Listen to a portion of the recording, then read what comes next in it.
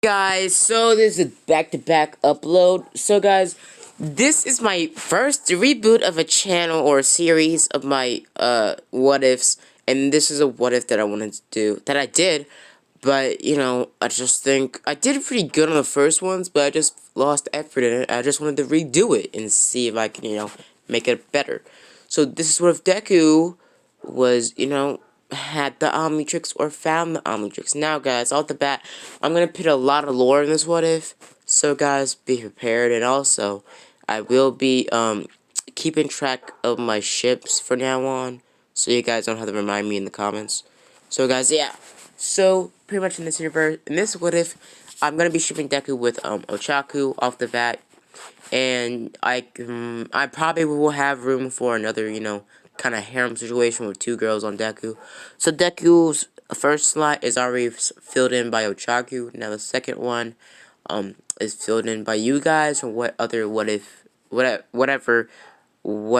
other ship do you guys want me to do with Deku had the Omnitrix? So guys, I think a lot of what ifs a lot of what ifers have done this, but I just want to do it my way. So let's get into it. This is what if Deku had the Omnitrix or found the Omnitrix Part 1 reboot. So guys, so Deku is basically born relatively the same. Deku's life is exactly the same peak, but Deku's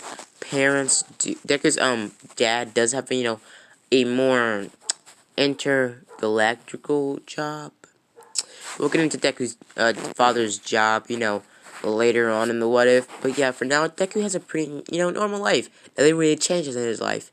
Deku's still bullied by Bakugo. Pretty much everything's the same.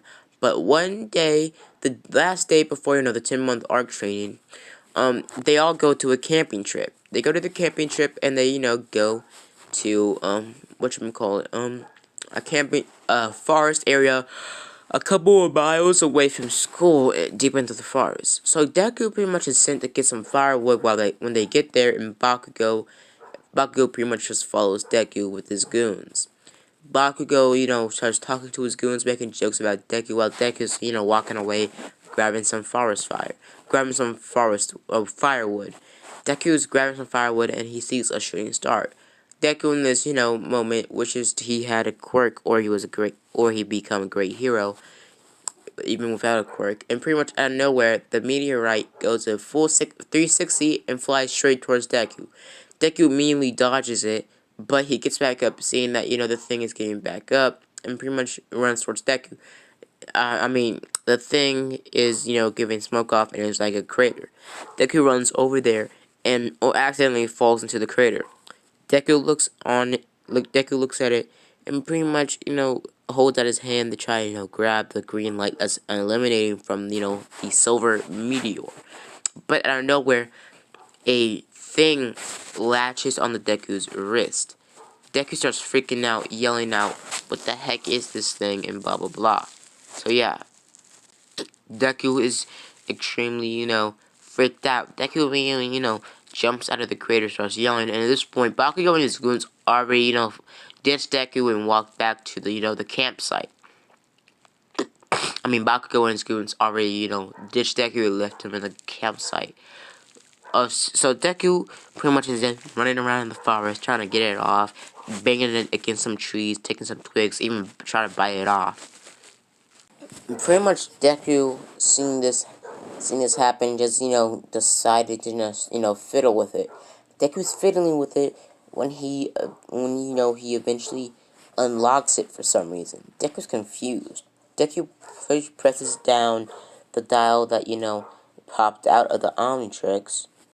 Deku sees all these transformations going back and forth, and seeing that they have different silhouettes. Deku eventually comes across some sort of silhouette with 4 arms and is confused. Deku pushes it down, thinking that he broke it, but it starts transforming Deku. Deku starts transforming, and so Deku pretty much starts freaking out, looking at himself, saying, "I'm on fire! I'm on fire! I'm on fire!" Running around trying to get himself out. But eventually, Deku notices that he's not feeling any pain. Deku starts fiddling with it and messing around for a couple minutes, throwing fire left and right, back and forth towards, pieces of trees and making fireballs in his hand. Now, Deku's more, smarter than Benton, so he doesn't, start a forest fire. And Deku's, really, excited and actually really pumped. Eventually, Deku times out, and Deku's excited. Deku hears a huge thump behind him and looks up and he sees some sort of robot. Deku says, "What the?" And he gets swacked away by a robot's hand, getting knocked into a tree, almost getting knocked out. Deku gets up with one of his legs, sprained, and pretty much looking up to the robot.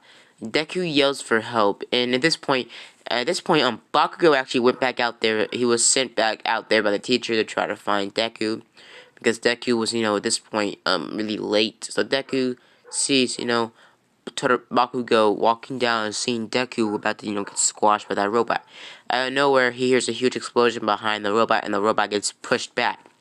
Bakugo grabs Deku by the collar and, chucks him in front of him and pretty much, starts dragging him back and forth towards, through the, trees back to the forest and the campsite. Bakugo says it's something chasing us, and they see the robot right behind them. They camp out because they were at some sort of, camp slash, cabin thing. They got inside of it and they went to the panic-like basement of it, and they locked themselves in there. They called the pro heroes a couple minutes later. And Endeavor and some other heroes showed up and took down the robot pretty, easily. So yeah, we go back to a ship in the orbit, and it's some sort of tentacle monster or tentacle man saying that humans have evolved. Interesting. So yeah, guys, pretty much the next 10 months after that, Deku starts training with the Omnitrix, finding out what he can do. Deku's looking at the Omnitrix, pretty much figuring out what he can do with it. Now, the version of the Omnitrix Deku he has the original Omnitrix from the first Ben 10 TV show, so yeah. So Deku pretty much starts, fitting with it and saying that this is awesome, and pretty much saying that I have a quirk now. Now, Deku over 10 months figures out it's not a quirk, but it's the watch itself. And Deku's, very excited because now he has some sort of type of power to give him the, chance to become a hero. So Deku doesn't tell his mother yet, but Deku does, train at the pretty much, Digio Beach. The second, week, Deku goes to Digio Beach and he sees All Might there. He sees All Might there, pretty much, just there. All Might, looks over at Deku and says, "Oh, hello, kid." Pretty much Deku says, "Hey, All Might, I just came here to start training." Now, All Might has seen Deku, transformations and seen how he's fighting, but seeing that, Deku has a time limit of some sorts, and just wanted to, help Deku out. So, All Might offered to, train Deku. Deku obviously, agreed, and pretty much Deku trained on his physical body, because All Might wanted to train Deku's physical body so he would be able to defend himself if his, quirk went in a time limit and he couldn't, fight anymore. So yeah, Deku was trained in combat, and also Deku got the same bod that he got in canon after the 10-month arc training. And Deku also learned some combat skills and how to, defend himself. So Deku was pretty, trained. He was pretty, trained. So we go to the, whatchamacallit, we go to the 10-month arc training or something like that, and we skip, over, the 10-month arc training, and we get to the entrance exams. They go to the entrance exams, and Deku, says thank you, All Might, and gets ready. So Deku walks into, UA gates, and he bumps into Ochaku. Pretty much Deku doesn't bump. Deku doesn't, trip. He just bumps into Ochaku, and Ochaku, starts talking to Deku, pretty much flirting with him. Deku fights with her back, and pretty much he says, have a, a good, pretty much I hope you get in. And pretty much they walk off. They walk into separate areas. So Deku pretty much walks, to the entrance exam, gets started. And the written exam, sorry guys, the written exam is pretty good. Deku gets a really good score on that one. Pretty much Deku gets the same score in canon, but when he gets to, the, he gets to the the robot thing, and also guys, I think it's a little late, but Deku has pretty much all the original transformations that Benton had in the first 2007 TV show.